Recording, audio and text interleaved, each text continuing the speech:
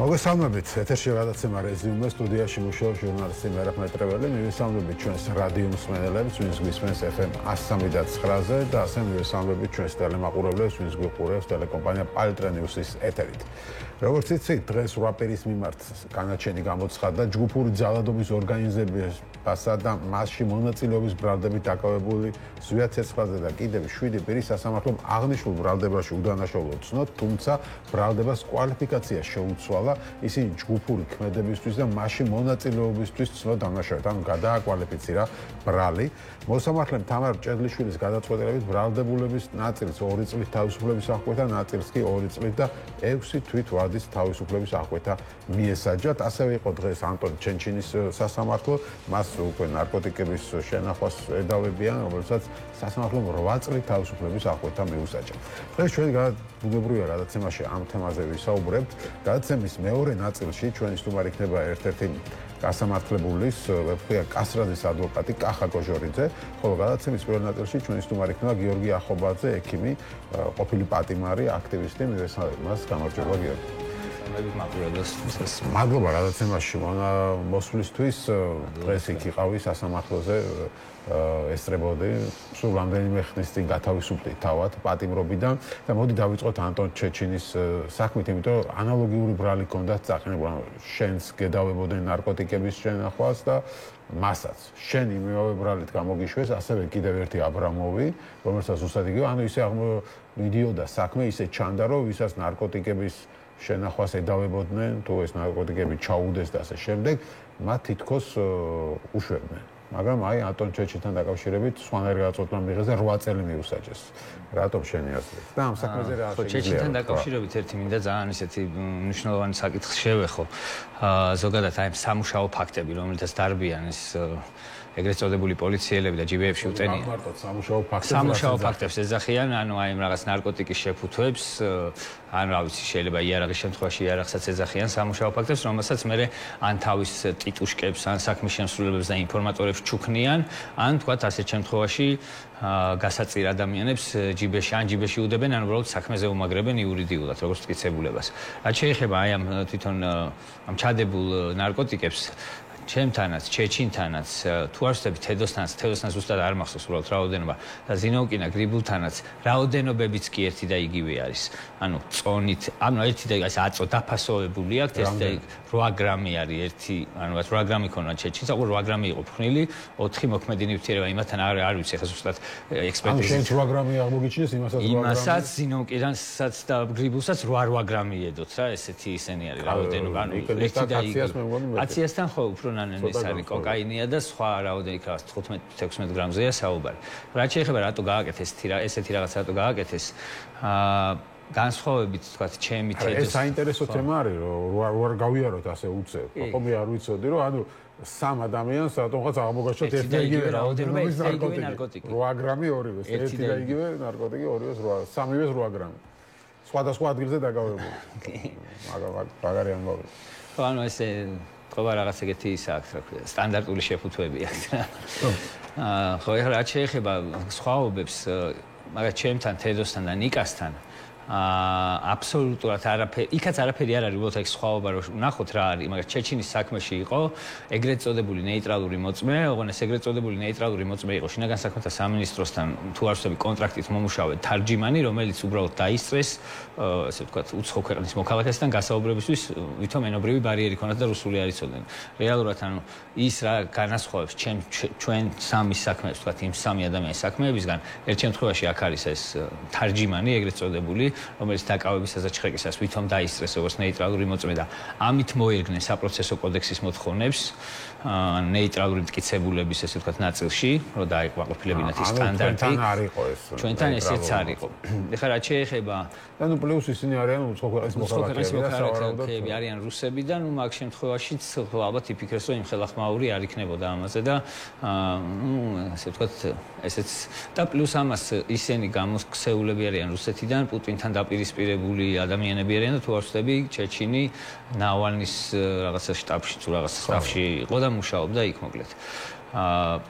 რაც შეეხება გრიბულს და ზინოვკინას, იქაც დეტალები არ ვიცი, მაგრამ ერთი რაც ვიცი, სახლში რომ შევიდნენ და სახლში რომ ჩადეს ნარკოტიკი თუ არ ვსწრები ეგრეა, მერე უკვე რაღაცა ეტაპიდან აქვს გადაღებული ვიდეო და საპროცესო კოდექსის მოთხოვნებით ვიდეო უნდა იყოს უწყვეტი და ალბათ ნანახის გექნება ჩინეთიდან საქმეთა სამინისტრო რომ აქვეყნებს ხოლმე კადრებს დაკავისას სპეცოპერაციისას აი ეზოში შესვლიდან დაწყებული უწყვეტი კადრია ხოლმე რასაც გვაჩვენებენ ანუ რეალურად კადრი უნდა იყოს უწყვეტი დაწყებული მონტაჟებული არ უნდა იყოს ჭრა არც დამონტაჟებული და არც თქვა სადღაც შუით თორე ახლა წარმოიდგინეთ უცები იწყება კადრი პოლიციელებს ყავხარ დაკავებული იწყებენ ჩხეკას და გიღებენ ჯიბიდან რაღაცას და რა ხდებოდა მანამდე ეს არ ჩანს შესაბამისად ეს ქმნის ეს აჩენს ეჭვებს რომ იქ შესაძლოა ყოფილიყო ჩადების ფაქტი და ამასაც ითვალისწინებს საპროცესო კოდექსი და მითითებულია რომ ნებისმიერი ეჭვი უნდა გადაწყდეს ბრალდებულის სასარგებლოდ მაგრამ ნუ ეჭვი მაქვს რომ არც იმ შემთხვევაში არ გადაწყვეტენ ბრალდებულების სასარგებლოდ ამას და ნიკა შემთხვევაში უბრალოდ აბსოლუტურად იდენტურია საქმე.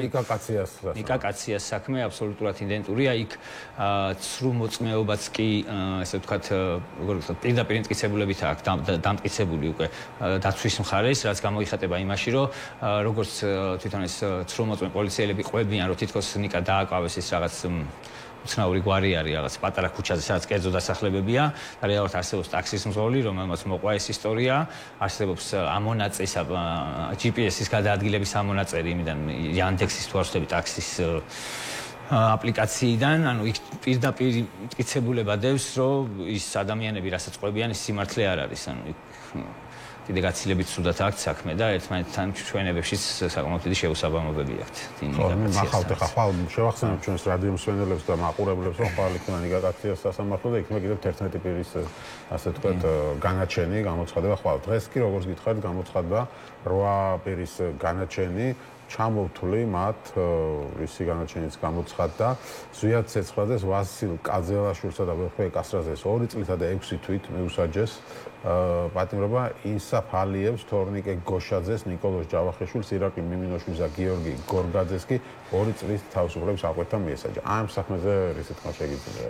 ეს ალბათ უფრო ამის ანალოგია შეიძლება გავაკეთოთ, მაგრამ ზია ამაღლობელის შემთხვევასთან და თუ არ ვწდები ანატოლი გიგაურთანაც, ანუ ეს აკეთებენ, ესე ვთქვათ, შედარებით მეტნაკლებ ნეიტრალურ ან ესეთ ოდნავ ქოც მოქალაქეებისთვის აკეთებენ ეს ქმნიან იმ განწყობას და იმ ასე ვთქვათ შეგრძნება განცდას, რომ აი სასამართლო სამართლიანია, აი რაღაც პროკურატურის მიერ შეტანილი ბრალი ნაწილობრივ დაკმაყოფილდა და არ დაკმაყოფილდა, მაგრამ ჯგუფურ ნაწილში არ დაკმაყოფილდა. ხო რა, როგორც მზიას ახლა 4 წლიასთან ჩამოწიეს 2 წელზე. ვითომ რაღაც დაიწყეს უფრო მეტიც და ჩამოვიდნენ ქვევით. დარწმუნებული ვარ, ახლა პროკურატურა მაგასაც გაასაჩივრებს და მოითხოვს უფრო მაღალ სასჯელს, სადაც მოითხოვს. ხო, ნუ მე ახლა იურისტი არ ვარ, კახას ვკითხავ, მაგრამ მე ვარაუდობ, რომ მზიასაც თავიდანვე ესეთი მძიმე მუხლი იმიტომ წაუყენეს და ამათაც რომ წინასწარი პატიმრობა უფრო გამართლებული ყოფილიყო მათთვის. წინასწარი პატიმრობა მძიმე მუხლზე უფრო ვითხოვენ. ხო, აი ეგ იყო ჩემთანაც. ეგ ქონდა ერთ-ერთი ესე ვთქვათ, არგუმენტი პროკურორს, რომ ითხოვდა წინასწარ პატიმრობას, რომ ეს მუხლი მძიმე მუხლიაო, დიდ საჯელს ითვალისწინებსო და მიმალულის რისკია მაღალიო და ეს ერთ-ერთი ის აქ თქონდა. სავარაუდოდ თავიდანვე შეიძლება აქცეც კონდაც გადაწყვეტილი, ხო, რომ მძიმე მუხლით დავიწყოთ და მე ხო, რომ აი კროდროი კარგი პატიმრობა გავამართლოთ ახლა ცხრათო რომ ისთან. ხო, დიდად გამართლებაზე არც წვალობენ ხოლმე, რომ მე გაგზელებებზეც ახლა მზიასთან რაღაც მოწმეებზე ზემოქმედება, თუნდაც ახლა ეგ არ არის იმ დონის მძიმე მუხლი, ვთქვათ არა, მზიას საქმეში საერთოდ არ ვიცი წინასწარი პატიმრობა ასეთ რამეზე როგორ უნდა მიუსაჯო ადამიანს და თქვა რომ ახლა განმეორებით ჩაიდეს დანაშაულს ომოს. დაესხმება თავს აი ზია ჩაუსაფრდებოდა. კი, აი გელა ხასაია რომ სპეცრაზმის რიგს მწყობრს არღვევს ხოლმე და მაგაზე რო აჯარიმებენ დაახლოებით იგივე იქნებოდა მზია შემთხვევაში რომ განმეორებით დაესხმებოდა. და ამის გამო მიუსაჯეს წინასწარი პატიმრობა და ატარებდნენ სასამართლოზე, იმდა რუსთავიდან ბათუმში ყოველ კვირას და ეხლა ნუ 10 საათი მინიმუმ საში უწევს. როგორ შეიძლება შეაფასო ის რაც ხდება აი ამ მიმართულებით, რასაც აკეთებს ხელს. ეს არის ერთგვარი ხარკი, რომელსაც პოლიტიკური ხელმძღვანელობა შინაგან საქმეთა სამინისტროს უხდის, რომ აი თქვენ ვინც ერთის მხრივ ხარკი და მეორეს მხრივ დაშინების კამპანია მოქალაქეების მიმართ, რომ ყველას დაგიჭერთ, ვინც აი ზედმეტად ან წინააღმდეგობას გაგვიწევს, ან რო გეტყვით, რომ დაიშალეთ, სახში არ წახვალთ, ან ასე შემდეგ, შემდგომი შესაძლო აქციების და მანიფესტაციების დროს ერთის მხრივ მოქალაქეებზე აკეთებენ ამითი შიშით ზემოქმედებას, ეს მანიპულაციის ერთ-ერთი მეთოდია, ძიმე მეთოდი და მეორეს მხრივ პოლიციელებს ესე ვთქვათ უგორებენ კოჩს, რომ აი ნებისმიერი მოქალაქეებისგან გამოვლენილი ნებისმიერი წინააღმდეგობა თუ ისინი არ დაგემორჩილებიან, აი ჩვენ ესე მოგართმევთ ლანგარზე შემწვარ მოქალაქეებს სადილად. ეს კანიბალიზმით არიან დაკავებულები. ხო, ანუ ამ შემთხვევაში არის საუბარი იმის შესახებ, რომ დაშინება მოხდეს ხო ადამიანების და ეს ხალხი ვინც ახლა ციხეში იჯდა აღარ მომდეს მათ არ მომდეთ მეორეჯერ იქ შებრუნება და ვიღაცება საერთოდ არ მომდეთ. უფრო ვისაც არ უნახავს რომ ის იყოს. თუმცა ისიც არის ახლა ვინც ციხიდან გამოდის, მე იშვიათად ბრუნდება ხოლმე აქციაზე. ახლა შენ ერთ-ერთი ხარ ვის დაბრუნდი აქციაზე, მაგრამ ყველა მე რაცაც ვაგვირდები, ადრეც ხო იყო ახლა შარშან დაკავებულები, შარშანში დაკავებულები, ახლა ყველა აღარ და ასე აქტიურად აღარ არის მე ჩართული, იმიტომ ახლა ვერც გამტყუნებ ახლა არავის აღარ უნდა მეორეჯერ ციხეში ჩასვა და ეს რამდენად მუშაობს როგორ სუდი შეგრძნება მაგ მართალი რომ გითხრათ მეც არ ვარ დარწმუნებული რომ ეს გათავისუფლება საბოლოო იყო და იმაშიც არ ვარ დარწმუნებული რომ კიდე ახალს რამეს არ მოიფიქრებენ ხო ეს ხალხს აუხსნათ რომ შენ კი გამოგიშვა საქალაქო სასამართლო მაგრამ პროკურატურას გასაჩივრებული აქვს სააპელაციოში მე შეუძლია უზენაეს გასაჩივრებლად ესე დამოკლის מחველივი ჩვენზე იყოს რავი რა ვიცი მინიმუმ 4 თვის მანძილზე შეუძლიათ ისე იმის ქვეშ ყავდა ესე ვთქვათ ხო წესიერად თუ არ მოიქცევი შეგაბრუნდები ხო არა პირდაპირ შანტაჟის ქვეშ რომ უკან დამაბრუნებენ აი ერთი მომენტია კი რა თქმა უნდა არასასიამოვნო ამაზე ფიქრი რომ შეიძლება ისე უკან დაბრუნდე უბრალოდ ხო აი არ ვიცი ცოტა მიჭირს ან გავეცალო საერთოდ თაობებას ან თაობ ხვდები ის ასე ხამ ქვეყანაში ხდება ესე მშვიდად რანაირად შეიძლება უყურო და გააგრძელო ცხოვრება რა შემწვარი კარტოფილი ჭამო და კოლა დააყოლო თუნდაც ხო ნუ რთულია რა თქმა უნდა ჩვენ მივედით ამ თემაზეც მინდა და ბოდიში მე კიდე მინდა რომ რა ვიცი ყველა ეთერიდან ვცდილობ რამენაირად რიგით პოლიციელებამდე მივიტანო არ ვიცი ხმა ის მარტო ჩემი სათქმელი არ იქნება დარწმუნებული ვარ ბევრ ადამიანს შემივხვდეთ იმისა რომ ძალიან დიდი ბრაზია დაგროვილი უკვე რიგითი პოლიციელების მიმართაც ცოტა რომ გავაციოთ გონება და ისე შევხედოთ ამ სიტუაციას ძალიან მიუღებელ რაღაცას აკეთებენ რა თქმა უნდა მაგრამ აქ უკვე სიტუაცია იმდენად დაძაბულია და იმდენად მაღალ რისკებს შეიცავს ჩვენი სახელმწიფოსთვის რომ რაღაცას ვცდილობ რომ მივიტანო ამ ადამიანებამდე ის მესიჯი რომ იქნებ დადგეს ის დრო რომ ერთმანეთს დაელაპარაკონ და უბრალოდ ერთმანეთის რაღაცა ნდობა აღადგინონ და იმას მოემსახურონ რისთვისაც რეალურად პოლიციაში მუშაობენ და ეს რაღაცა ერთი ან ორი ასეული რა ვიცი ამდენი არიან სამმართველოს უფროსები და განყოფილების ხელმძღვანელები რომელიც პირდაპირ გაყიდულები არიან და თან ფუფუნებაში ყავს იმას რა პოლიტიკურ ხელმძღვანელობას იმათ გაემიჯნონ და ბოლო-ბოლო ბორკილები დაადონ და გამოიყვანონ გარეთ და ჩასვან იქ სადაც საჭიროა და თვითონ გააგრძელონ ამ ქვეყნის მსახურება და რა ვიცი მე მგონია რომ მოქალაქეებიც ამას შესაბამისად შეაფასებენ ეხ არის ის ფანჯარაა დარჩენილი რომლის დროსაც შეგვიძლია ეს უსკრული ამოვასწროთ და რაღაც ეს სახელმწიფო ინსტიტუციები რომელიც ძალიან ხემალი ამ ქვეყნის ისევ დავაბრუნოთ ხალხის სამსახურში და საერთოდ არასდროს არ მექნება პრეტენზია თუნდაც იმ ადამიანებთან რომლებიც მოდიოდნენ სასამართლოში და 8 წლიანი მინიმუმ პატიმრობისთვის მწირავდნენ. რა ვიცი არც კი გავიხსენებთ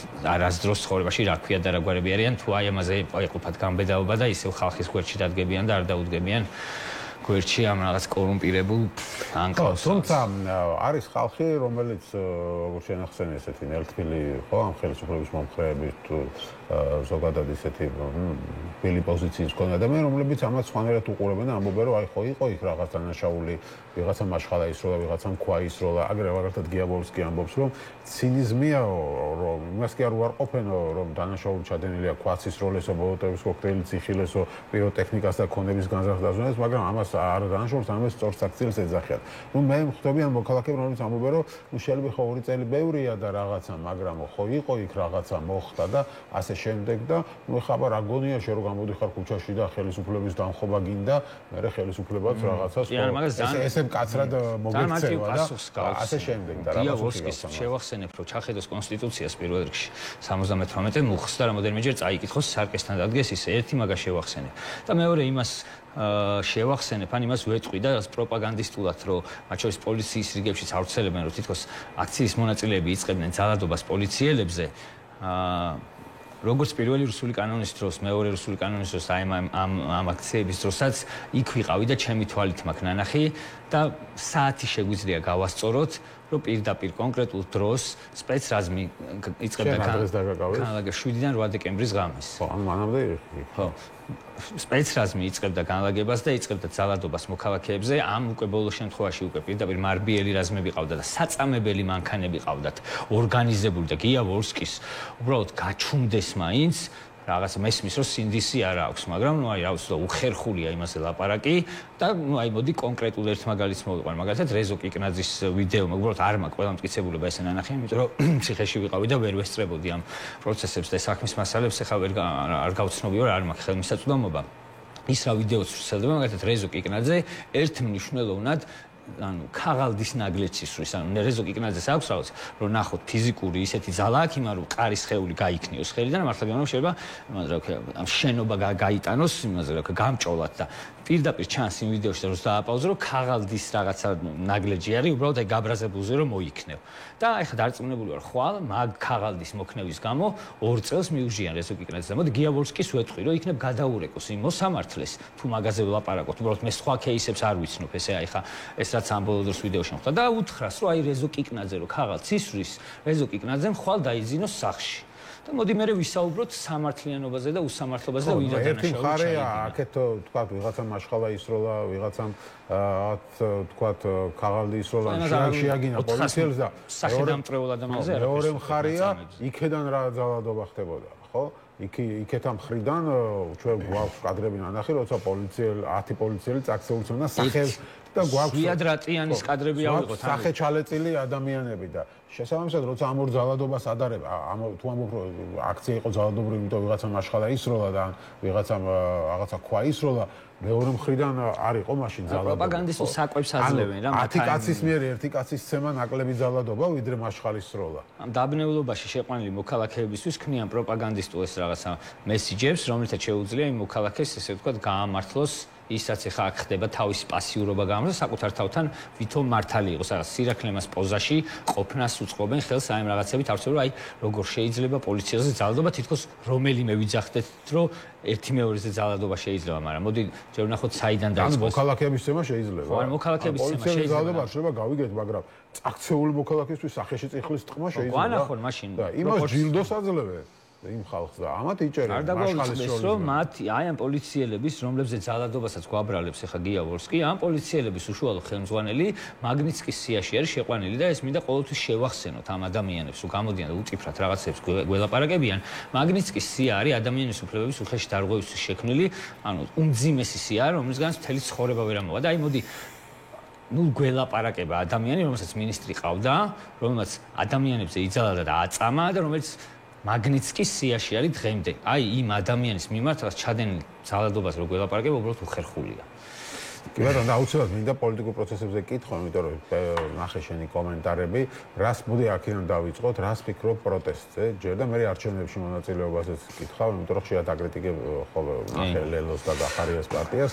ეხლა გახარიას საერთოდ ფიქრობს მე მგონი რომ პარლამენტის მანდატები აღადგინა. და მოკლედ დავიწყოთ პროტესტის საკითხით, როგორ უყურებ პერსპექტივას? ბევრი ნიჰილისტურად არის განწყობილი, რომ აღარა ხალხი აღარ გამოვა და ასე შემდეგ. ყველაზე პესიმისტური პერსპექტივა რო ავიღოთ, ის რაც ახლა გვემუქრება, ან ყველანაირი სიკეთე რაც ევროკავშირისგან მქონდა, სავარაუდოდ აღარ გვექნება ძალიან მალე და უბრალოდ ჩვენი გადასაწყვეტი იქნება. იქ რუსთავზე მისგას იმ ხალხს ეს გაცნობიერებული და გადაწყვეტილიც აქვს.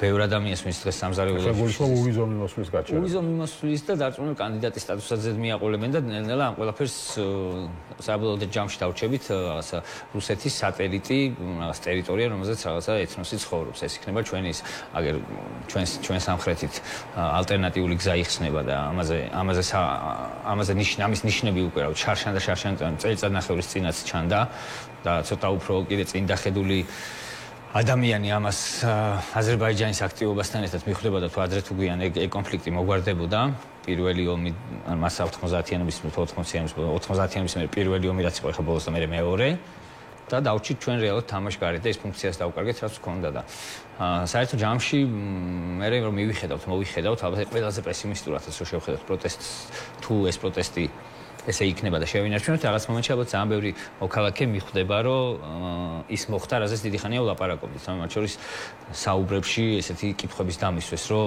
მაგრამ თითქოს აი პირველი ბრაზის გაგვიჩერონო აი ქართული ოცნების ხარდამჭერი არის მაგალითად ერთადერთი შემორჩა მეგობარი უბრალოდ შეუძლებელი ახლა არის რაღაცები რასაც უბრალოდ რაღაცა პოლიტიკურ თემებზე დისტანცირებულები ვართ, მაგრამ აი ვკითხე რომ აი ხა ის რომ მოხდება, მე რა შევნა, რა საპირებ, რა გონია რომ საით მივდივართ თქო და რატო უნდა გაგვიჩერო აი ესეთი ისა აქვს შექმნილი რომ ჩვენ ყველაფერს კარგად ვაკეთებთ, კარგი ბიჭები და გოგოები ვართ და უბრალოდ აი ევროპა არის ესეთი უსამართლო და თან ეს უსამართლობის განსაკუთრებით რომ რატო უნდა გაგვიჩერონ, არ ვიმსახურებთ. აი ეს რაღაცა რომ აი ფაქტisesti რომ დადგებიან ეს პროპაგანდა უბრალოდ ჩამოეშლება ქართულ ოცნებას და ყველა მიხვდება რა ორმოშიც ჩავარდით.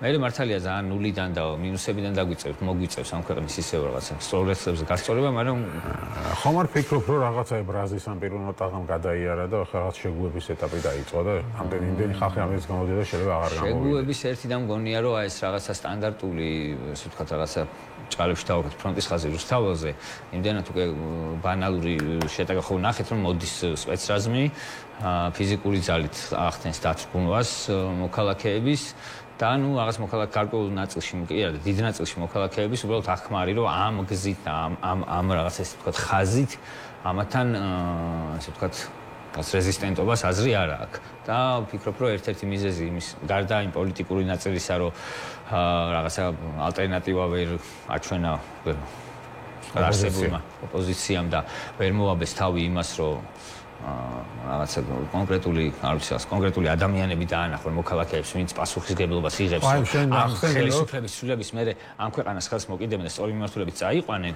აი შენ ახსენე ადამიანები, ვინც ხო ამ ხელისუფლებას უჭერენ მხარს, ან ნუ ვთქვათ ნეიტრალიტეტს ინარჩუნებენ, მათი ერთი მთავარი კითხვა მე როცა ვლაპარაკები ეგაა რომ ხო ალტერნატივა დამანახე და კი ბატონო ხო ჩვენ ხო რეალურად შეიძლება ოპოზიციას თუ ცოტა ეგეთი მოდი ეს დავარქვა შუაშისტი კი ჯერ კიდე ესეთი რადიკალ შუაშისტი ამ მომჩევლისთვის ეგ ალტერნატივა ეჩვენებინა იმიტომ რომ რაღაც მომენტში ხა შეიძლება მე ვაცნობიერებდე იმას რომ რუს მმართველს მირჩევნია ცუდი ქართული მმართველობა მაგრამ მათთვის ესეთი აღქმა არ არის მათთვის რა ვიცი ესე რადიკალურად არ აღიქმევ როგორც კი მაგის დროს დადგება რომ აქამდე მივლენ ბევრი ადამიანი მივიდა რაღაცას 2 წლის წინ რომ მეუნებოდა რომ კაი რა რუსებიო რომ მეუნებოდა და დღეს უკვე თვითონ ჩემზე მეტად უფრო ეს ვთქვათ მაგ პოზიციაზე დგანან ხო ალბათ დანარჩენების მივლენ მაგაზრამდე რომ ეგრე არა ხო კი ბატონო და ზოგადად აი ამ ოპოზიციაში მიმდინარე პროცესებს როგორ უყურებ ხო ეხლა ნახეთ რაღაც რუიანშიც ერთმანეთს რაღაც გადაეკიდნენ იქ რაღაც ხაბეიშვილი ცალკე ოთხოს ოქტომბერს ანონსებს ესენი აქეთ 13 სექტემბერს და ორი ოპოზიციური პარტიასაც არჩევნებში მიდის და ამაზეც რომ მითხრა. არჩევნებს რაც შეეხება არჩევნებში წასვლას ვერაფრით ვერ დავაორგანიზეთ არ ვიცი რომ მინდა რომ ესე რაღაცა საჯარო საუბარი გქონოდა. ხო მე ნახე განსხვავებული თავაზობ დებატებს. განსხვავებული არგუმენტები მაქვს კონკრეტული რიცხვებით და უბრალოდ მაინტერესებს ამაზე რა პასუხს გამცემენ რომ ერთი ვარიანტია რომ უბრალოდ რაღაცის წამთ და ჯერათ და ამ შეცდომაში თავით არიან გადაშვებული და მეორე ვარიანტი არის ხო არ ვიცი მეორე ვარიანტი არც მინდა რომ ვიფიქრო რა ცუდი ვარიანტია ეს და არც მინდა ვაკადრო ეხლა ჯერჯერობით თავ შევიკავებ იმიტომ რომ სხვა რაღაც ალაპარაკო მაქვს მეც და ყველასაც ალბათ ერთმანეთში და ამიტომ რაღაც მაქვს სივრცეს დავტოვებ და შეურაცხყოფებზე არ გადავალ უბრალოდ შეუძლია ამ სქემით არათუ ამ ადგილობრივი თვითმმართველობის საპარლამენტო არჩევნებსაც თავიდან მოგვებებენ და თუ ძალიან მოინდომებენ საკონსტიტუციო უმრავლესობასაც წაიღებენ ნებისმიერი რიცხვის დაწერა შეუძლიათ უბრალოდ აი მათემატიკურად რომ დაждდეს ადამიანი და წარმოიდგინოს ეს რესურსები რაც მათ ხელთ არის ამ კანონმდებლობით თვითონ აი თბილისი შეგვეძლო გამოგვიგლიჯა 42-46-ია თუ არ ვცდები საპარლამენტო რაზეც არგუმენტირებენ 4%-იანი 6%-იანი სხვაობა 6%-იანი სხვაობა თბილისის ამორჩევან რომ ნახოთ აქტივობა და აბსოლუტური რაოდენობა ამორჩევლების დაახლოებით 500,000-მდე ამორჩევლია მისული არჩევნებზე 6% არის 30,000 ხმა ანუ 30,000 ხმაზე ელაპარაკი რომ თუ მოინდომეს ანუ 65% 25%-ზე რო იძახიან ეს 40% ესე კი ჟღერს მაგრამ აბსოლუტურ რაოდენობებში ხმების არც ისე დიდი არ არის რომ აი ბენჯამინ რაგვართ ის რო ყავთ გეგეჩკორის დაალაგებული სქემით ეგ ანუ მესმის რომ ძველი მეთოდების ჭერი იყო სადღაც გაყალბების ამას გაყალბების ჭერი უბრალოდ არა აქვს აი რა ვიცი იმ დღეს რაღაც უბრალოდ ჩამოვყარე რიცხვებში მე სტატისტიკა ვნახე რაღაც ძველი არჩევნების და უბრალოდ ციხეში ეგ რიცხვები არ მქონდა და მე თვითონვე გაოგნებული დავჭი რომ რასაც მე ვითვლიდი იმაზე გაცილებით მეტი რესურსი აქვს ხო კი ბატონო ოპოზიციამ ამ პროტესტს რითაც დაეხმარა თავის დროზე რომ არ შევიდა პარლამენტში და არ მოახდინა ლეგიტიმაცია ესეც შეიძლება ახლა შეიცვალოს ხო ნახეთ აგერ გახარიას განცხადება რომ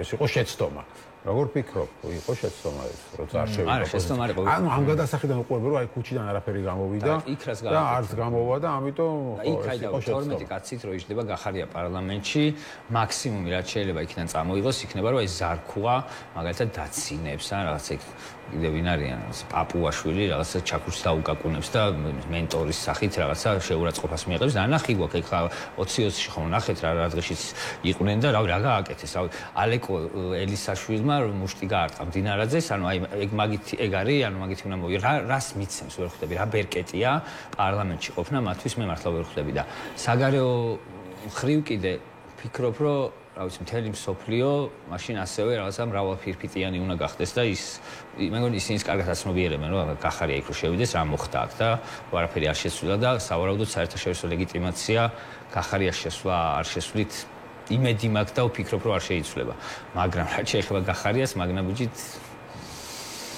და მძიმე ცხოვრება მოუწევთ იმიტომ რომ მათ სპეცრაზმი არ დაიცავს საერთოდ თქვი რომ იმედი მაქვს რომ საერთაშორისო ლეგიტიმაციის კუთხით არ შეძლოს სიტუაცია ზოგადად რის იმედი გაქვთ ზოგადად რის იმედი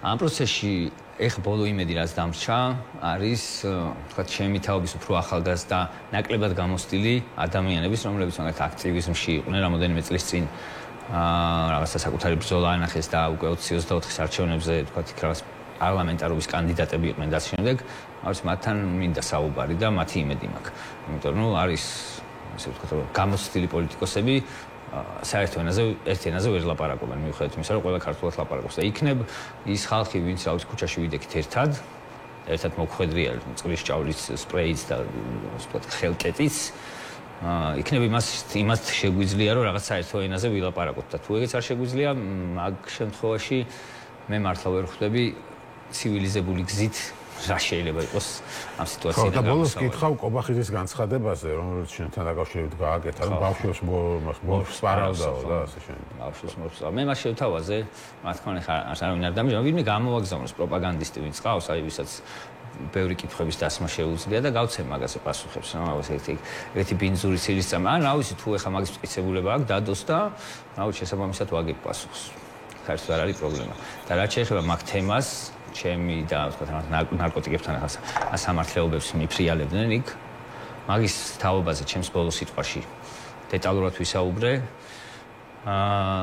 იყო ეგ პრობლემა ჩემს ცხოვრებაში და ამაყივარი ხარ რომ ამ თვითონ პრობლემა აღარ არის ჩემს ცხოვრებაში და არც იქნება შესაბამისად რაც შეეხება ბავშვებს მოვსპარავდა ძალიან სასაცილოა და რა ვიცი გამოიყვანოს ვინმე რა ვიცი ჩემი კოლეგა გამოიყვანოს რომელიც მოვა ეს წინ დამდგება და პირში მაგას მეტყვის რა რომ ვინმე სამეს პარავდი გასაგებია მადლობა დიდი გადაცემაში სტუმრობისთვის გიორგი ახობაძე ექიმი აქტივისტი ყოფილი პატიმარი იყო ჩვენი სტუმარი ჩვენ გავაგრძელებთ ამ თემაზე მსჯელობას კახა კოჟორიძე ერთ-ერთი დაპატიმრებული სვეფე კასრაძის ადვოკატი იქნება ჩვენი სტუმარი გადაცემის მეორე ნაწილში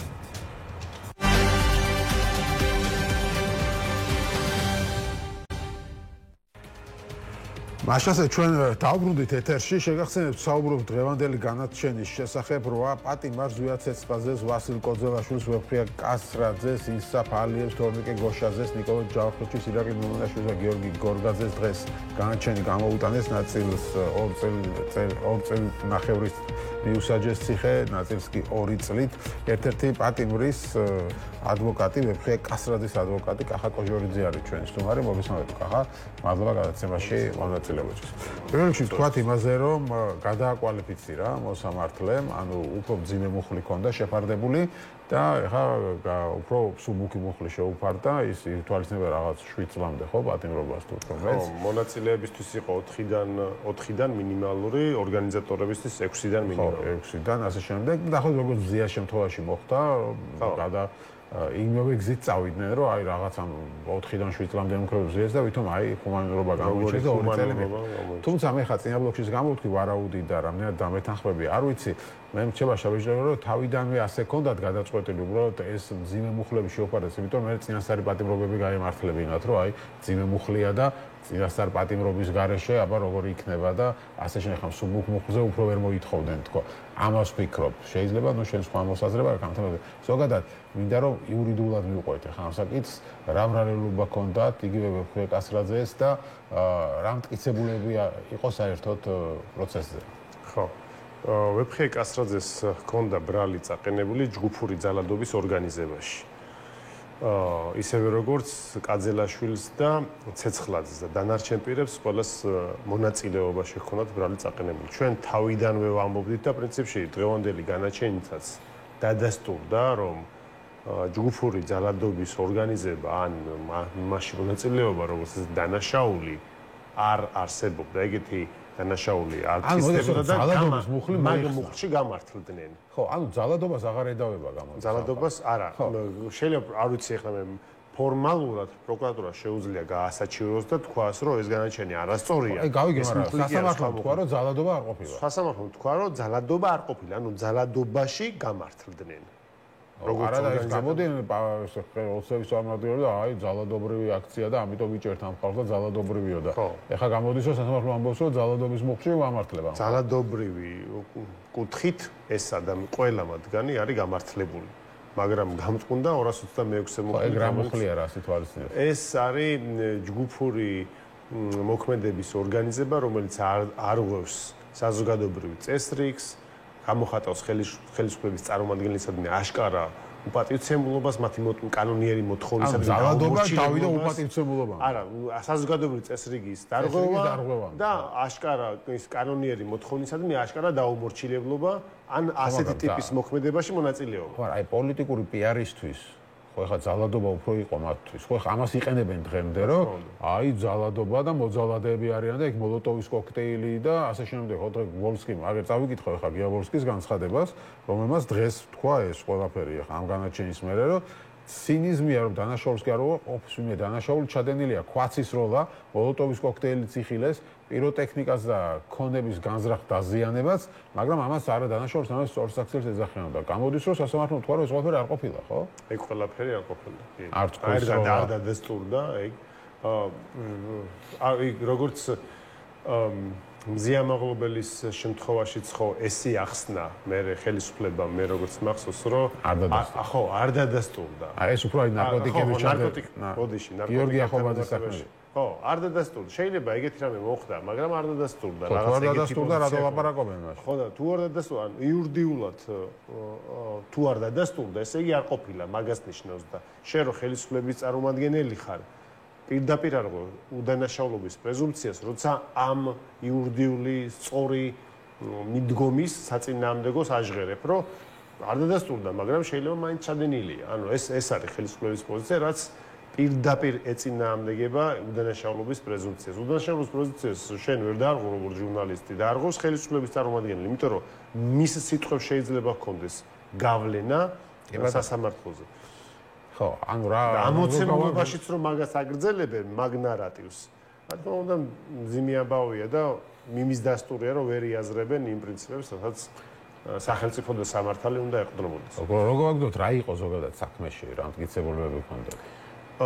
საქმეში მე რა როგორი უცნაურიც არ უნდა იყოს, არათუ მტკიცებულებები არ იყო, ანუ არამედ ბრალდების არსი გაუგებარი დარჩა ჩემთვისაც და ბრალდებულისთვის. აი პირველ სხდომაზე როცა მე დავესწარი, მოსამართლემ დასვა კითხვა, ბრალდებულს შეეკითხა, რომ ბრალდების არსი თქვენთვის გასაგებია, ფორმალური პროცედურაა, უნდა კითხო ბრალდებულს და მაშინაც თქვა ვეფხია და მეც და დღესაც იგივე პოზიციაზე ვარ, რომ ბრალდების არსი იყო გაუგება. რატო იყო გაუგება? იმიტომ რომ რა ბრალიც ხონდა წაყენებული, მუხლში ეწერა ჯგუფური ძალადობის ორგანიზება, რასაც ახლავს ნივთის პირის დაზიანება და ასე შემდეგ. და ჩვენ კითხვას უსვავდით, რომ ეს კაცი ორგანიზატორი თუ არის, ამ ჯგუფის წევრები ვინ არიან, რომელი პირების დანაშაულებრივი მოქმედება დააორგანიზეს. და ამ სახელის და გვარს ამ ჯგუფის წევრებისას ვერ ამბობდნენ. ანუ იმას კი არ ამბობდნენ, რომ ეს დანარჩენი პირები ვეფხიას მიერ დაორგანიზებული ჯგუფის წევრები არიან. ამას პროკურატურა არ ამბობდა. მე ბუნებრივია ლოგიკური კითხვა ჩნდებოდა, რომ მაშინ ერთ საქმეში რატო გაერთიანდა ეს? ამაზეც პასუხი არ ჰქონდათ. და შესაბამისად შეიძლება არსებობდეს ორგანიზატორი ჯგუფის წევრების გარეშე? რა თქმა უნდა, არ შეიძლება. ამ კითხვებზე პასუხი არ ჰქონდათ. მე მარტივ კითხვას ვსვავდით ასევე, რომ კომუნიკაცია როგორ დაამყარა ვეფხიამ ან სხვა ორგანიზატორებმა ბრჭყალებში ჯგუფის წევრებთან. დაურეკა არა, შეხვდა, ანუ არც ერთ კითხვაზე პასუხი არ ჰქონდათ. შესაბამისად, ბრალდების არსი, როცა შენ ვინმეს ეუბნები, რომ შენ დააორგანიზე და ამ ყველაფერზე პასუხი არ აგაქვს, შეიძლება შენი გადაცემა დააორგანიზოს პროდიუსერმა, ისე რომ შენ არ დაეკონტაქტოს, ან ოპერატორს არ დაეკონტაქტოს და რაღაცა კომუნიკაცია არ დამყარდეს. ესეთი კომუნიკაცია ამ ადამიანებს შორის არ შედგა, არც კი იცნობდნენ საერთოდ ერთმანეთს, ან ორგანიზატორი ბჭყალებში და შემსრულებელი ერთმანეთს არც კი იცნობდნენ და სასამართლო დარბაზში გაიცნეს ერთმანეთი. ესეთი აბსურდი იყო და ანუ შესაბამისად არათუ ვერ დამტკიცდა, არამედ ამას არც კი ამბობდნენ, რომ ესეთი ტიპის დანაშაული, ანუ იურდილად არ ამბობდნენ, თორე რაღაცა პოლიტიკური ტექსტები იყო ბრალდებაშიც გადატანილი. მეტი იქ არაფერი არ იყო. და რა თქმა უნდა, ძიმე იყო დავუშვათ პირების დაზიანება, ნივთების დაზიანება, პარლამენტის შენობის დაზიანება, მაგრამ ის ადამიანები, დაზარალებული პოლიციელები, რომლებიც მოვიდნენ პროცესზე და ასევე პარლამენტის შესაბამისი სტრუქტურის წარმომადგენლები, რომლებიც ამბობდნენ, აი შენობა დაზიანდა, ჩვენ მარტივ კითხვას, ანუ ადვოკატები მარტივ კითხვას უსვამდით, რომ აი თქვენ რომ დაზარალდით აქციაზე ყოფნის დროს, აი ამ რომელიმე ბრალდებულმა დაგაზარალათ, ყველას მათგანი იყო რომ არა, ჩვენ არ ვიცით ვინ დაგვაზარალა. შეიძლება რომ აი როცა ათეულობით მოწმე ყველა მაგას ამბობდა, არც ერთი მერაბ არც სრული პასუხისგებლობით ამბობდა, აი ბრალდების მხარემ საწინააღმდეგო დაადასტუროს. არც ერთი მოწმე არ ამბობდა არც ერთი ბრალდებულის სახელს და გვარს, რომ აი ამან დამაზარალა. აი ეს იყო ვინც მე ქვან მესროლა, ან ეს იყო ვინც პარლამენტის შუშა ჩაამტვრია, ან რაღაცა მსგავსი. შესაბამისად, ეხლა როცა მე ჟურნალისტი მეკითხებდა, რომ რა მოლოდინი გაქვს, რანაირად უნდა მქონოდა გამომტყუნებელი განაჩენის მოლოდინი, როცა თავად ბრალდების მოწმეები და კარგად მოეხსენება ჟურნალისტებსაც თქვენს და საზოგადოებასაც, რომ როცა ჭირდებათ ხოლმე ცრუ მოწმეებს გამოიყვანენ და რასაც უნდა ის პოლიციელები იმას ლაპარაკობენ. მაგრამ ამ საქმეში ეს ცოტა განსხვავებული საქმე იმითოც იყო, რომ ამ პოლიციელებმაც კი არც ერთმა არ თქვა, რომ აი ეს იყო ვინც მე თქვა მესროლა. უბრალოდ თქვა, რომ მე კი დავზარალდი, მაგრამ ვერ დავინახე ვინ მესროლა და ვერც ამოვიცნობ და მე იმ კითხვასაც კი უსვავდი პოლიციელებს, რომ აი თქვენ კი ამბობთ ამას, რომ არ დაგაზარალათ, მაგრამ აი სხვა თქვენი თანამშრომლის, აქციაზე მყოფი სხვა პოლიციელის ან სპეცრაზმელის მხრიდან ხომ არ გსმენიათ ამ ბრალდებულთა სახელები, ანუ ირიბი მტკიცებულება მაინც რომ არსებობდა თუ არა, მაგას ვთესტავდი საქმეში. და ანუ ამ ადამიანების ბრალდებულთა სახელები და გვარები გაგონილიც კი არ ქონდა. ალბათ ესეც იყო ერთ-ერთი მიზეზი, რის გამოც ძალადობა მონაწილეობა მათ არ დაუდასტურდათ, ხო? ხო, არ დაუდასტურდათ, მაგრამ კიდევ ერთხელ ვამბობ, მე რა ეს ჩემი როგორც იურისტის შეფასებით ეს დღევანდელი განაჩენიც არ იყო, ასე ვთქვათ, იურიდიული გადაწყვეტილება. ხანძულება რომ რატო? ანუ იქ არის დაუმორჩილებობა, ხო? თუ რა მოხლე მითხარე, როგორ არის? ჯგუფური ქმედებაში ორგანიზება, რომელიც არგოს საზოგადოებრივ წესრიგს და გამოხატავს ხელისუფლების წარმომადგენლის კანონიერი მოთხოვნისადმი აშკარა დაუმორჩილებლობას ან ასეთ პროცესში მონაწილეობა. აი ასეთი პროცესის ორგანიზება დაუდასტურეს. აი კარგი კითხვაა და იგივე ზუსტად იგივე კითხვა გაჩნდა ყველა დარბაზში მყოფის გონებაში, რომ აი ეს რითი დასტურდება. ეს რითი დასტურდება იმ პირობებში, როცა მოწმეები მსგავს არაფერს არ ამბობდნენ. და სხვათა შორის ეს გადაკვალიფიცირებაც საკმაოდ პრობლემური საკითხია. ფორმალურად ეს კი შესაძლებელია, მაგრამ ასეთ ტიპის საქმეებში არასწორია, იმიტომ რომ 9 თვე ადამიანი ყავს დაკავებული, ამართლებინებ თავს. ამას ვამბობდი, რომ იმ მუხლით წინასწარი პატიმრობა უფრო ნაკლები სავარაუდოა, ხო რომ მოითხოვ. თუ კი შესაძლებელი თეორია თუ მოიდომე, იმაზე ჩასვავდნენ ციხეში, მაგრამ ნუ გეთახმები იმ ნაწილში, რომ უფრო ასე ვთქვათ, ბჭყალებში ამყარებს, ასე ვთქვათ, ბრალდების პოზიციას, როცა აკოტიღონიზების სახით პატიმრობას ითხოვენ ხოლმე. და ანუ რას ვამბობდი, ნახეთ, ესე იგი 9 თვის განმავლობაში დაცვას, ადვოკატებს, ბრალდებულებს ამართლებინეს და 225 მუხლს ადგილი არ ქონია, ამ დანაშაულის ჩადენას ადგილი არ ქონია. და უცებ 9 თვის თავზე ეუბნებია, რომ შენ ეს დანაშაული კი არა, სხვა დანაშაული ჩაიდინე. მართლა საინტერესო საკითხია, ხა რო აუხსნათ ჩვენს რადიოსველებს და მაყურებლებს, ანუ წარმოიდგინეთ, 9 თვის განმავლობაში შენ გაქვს რაღაცა სხვა მუხლი წაყენებული, გედავებიან კაცის მკვლელობას. დაუშვათ, სიტყვაზე წარმოვიდგინოთ ან რაღაცას, ესეთ მძიმე დანაშაულს და შენ აგროვებ მტკიცებულებებს შენი მხარე, შენი ადვოკატი, რომ არ მოგიკლავს რაღაცა პირი, უბრალოდ რაღაცა ხელი მოარტყი ან რაღაცა, მაგრამ შენგან არ მომკვდარა და ასე შემდეგ. და ეს მტკიცებულებები ყველაფერი აგროვე 9 თვე, ახლა რასაც შენ ამბობ, ამას უბრალოდ განმარტებას ვაკეთებ და ბოლოს ხტომაზე მოსამართლე გეუბნება, რომ კი ბატონო, კაი, მკვლელობაში არ გედება ბრალი, მაგრამ რაღაც იმაში ქურდობაში გედება ბრალი და შენ მე რჩები გაკურებული, იმიტომ რომ თუ ქურდობაში ბრალდებოდა, მაშინ ქურდობაზე მოვიტანდი მტკიცებულებებს. და ეგ ერთ ხტომაში რომ დამიმთავრე და ქურდობაში თან დამაბრალე და თან განაჩენი გამომიტანე. მომეცი საშუალება რომ მაგ მეორე ბრალი რო წამიყენე, მაგ მეორე ბრალში ვიმართლა თავი, ხო? ეს მართლა როგორ რეგულირდება, ამას კოდექსი არ ითვალისწინებს. არა, ფორმალურად ეგ შესაძლებელი არის, მაგრამ არის პრობლემური საკითხი. და მე მაგალითად კოდექსი ამას არ აგვარებს, რომ ეხლა ანუ წარმოგიდგენთ ადამიანებს ჰქონდათ ბრალი ძალადობაში წაყენებული, კიდევ ერთხელ ავხსნი ამას, თავს იმართლებდნენ 9 თვე რომ ძალადობა არ მოხდა, არაფერი არ მოხდა, მოსამართლე უთხრა, კი ბატონო, მართლები ხარ ძალადობაში, არ მიგიღებთ მონაწილეობა, მაგრამ აგერ სხვა რაღაცა გაქვთ დანაშაული.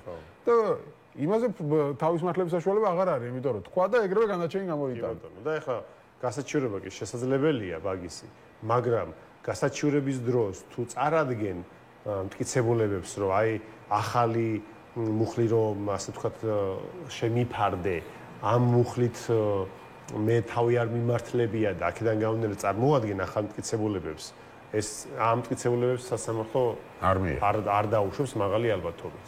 ასევე აი ეს არასწორი მიდგომა არის. მოკლედ ამ საქმეში ბევრი პრობლემაა და მთავარი პრობლემა როგორც გითხარით, იყო ის, რომ თავად ბრალდების არსი იყო აბსოლუტურად გაუგებარი, ჩამოუყალიბებელი.